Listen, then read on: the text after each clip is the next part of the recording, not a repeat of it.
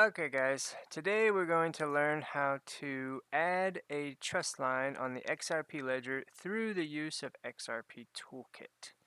So for every trust line added, it requires 2 XRPs.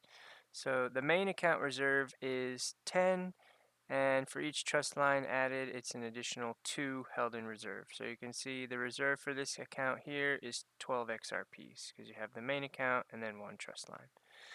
So the first thing you want to do is have your ledger connected to the computer, your XRP app open, and then connect your account through XRPToolkit.com.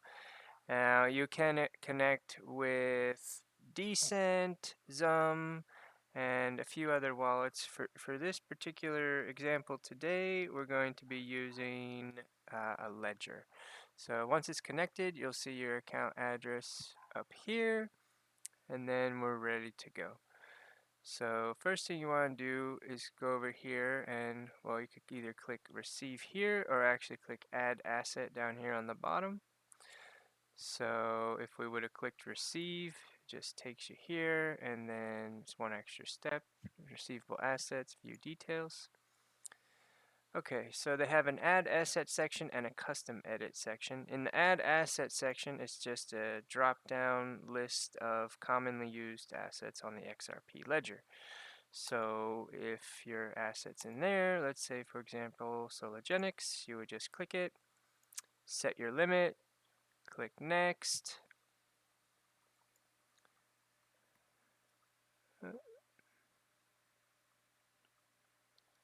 and then it will send the transaction to the ledger.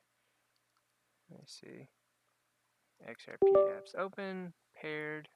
You probably won't have to do this. It had logged me out for whatever reason.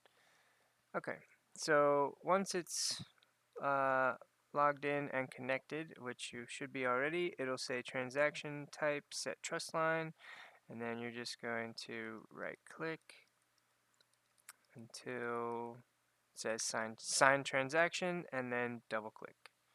So in this particular case, you can see that it says Solo 10 billion. Now there's not even 10 billion in supply of Sologenics. There's actually only 400 million, and it's deflationary, so a little bit's burned with each transaction, as well as NFTs, etc. So this is just the limit that the account could ever hold. So if you put 1,000 in there, the account will not accept any more of whatever particular asset after their limit amount. So in this particular case, it's well over even the max supply, so we're good. And then we'll just click sign transaction, double click. Submitting, and transaction succeeded. Okay, transaction's been validated, and now you can see that the Sologenic trust line's been added. Okay, now let's do a custom edit. So you're going to need the issuer address. Now, one thing you want to remember is for currency code, if for example, there was one called, well, if it's three characters or less, you can just type it in. But if it's 4 characters or more, you're going to need the currency code. So for this particular example, we're going to use one that's 4 characters or more and show you how to pull that currency code. So we're going to be showing XCore. So you need the issuer address, so I have it. And there's our issuer address. Now if I typed in XCore here like this, well, you can see it says invalid currency. It's not going to work. So I mean, you could obviously type in the wrong currency code. It'll accept that too. It'll just add it, but it will not be correct. So for this particular example, so now we're going to go to take the issuer address, go to XRPscan.com, paste it in, and there it is, search.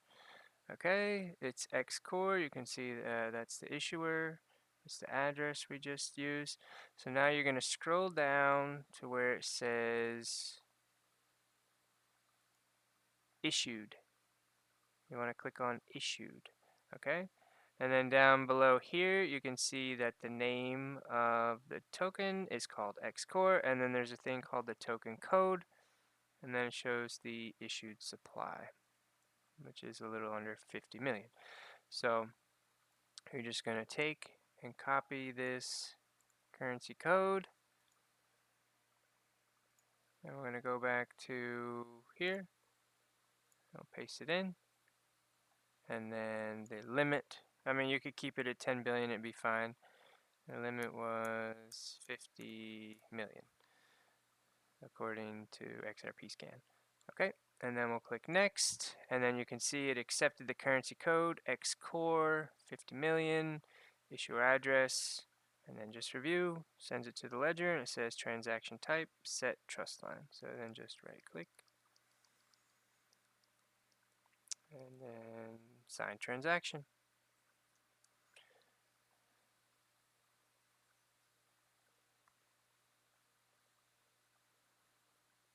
And there it is. All right.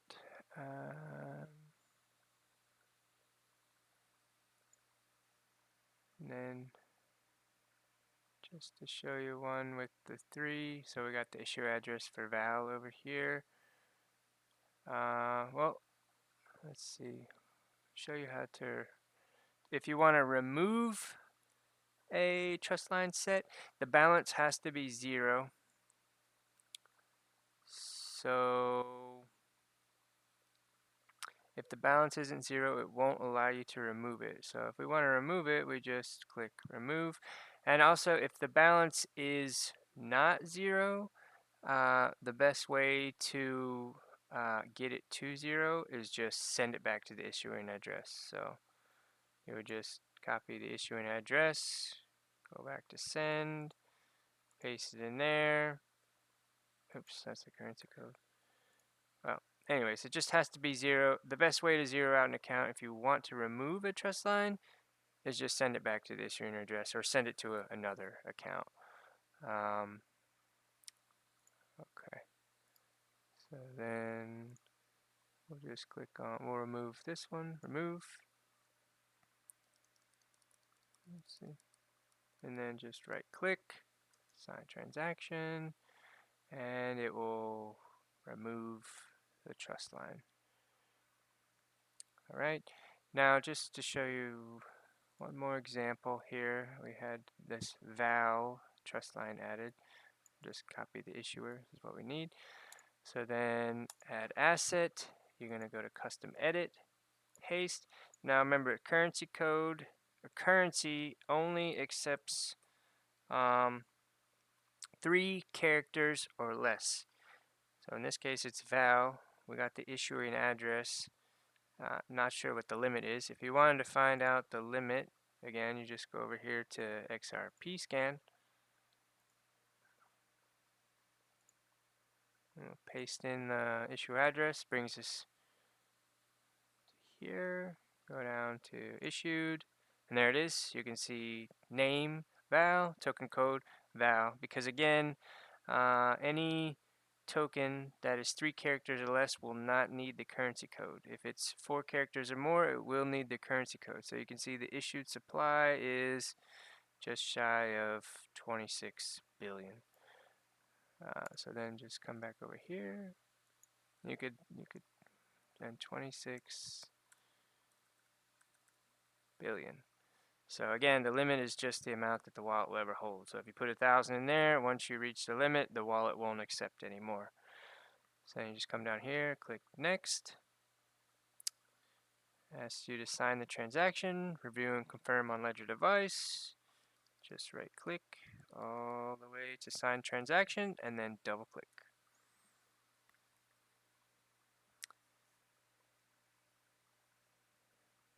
And there you go. Trustlines added. And that's how you add a trust line on the XRP ledger using XRPTOOLKIT. If you have any questions or comments, leave them down below. If you liked the video, give us a thumbs up and subscribe, and we'll see you later.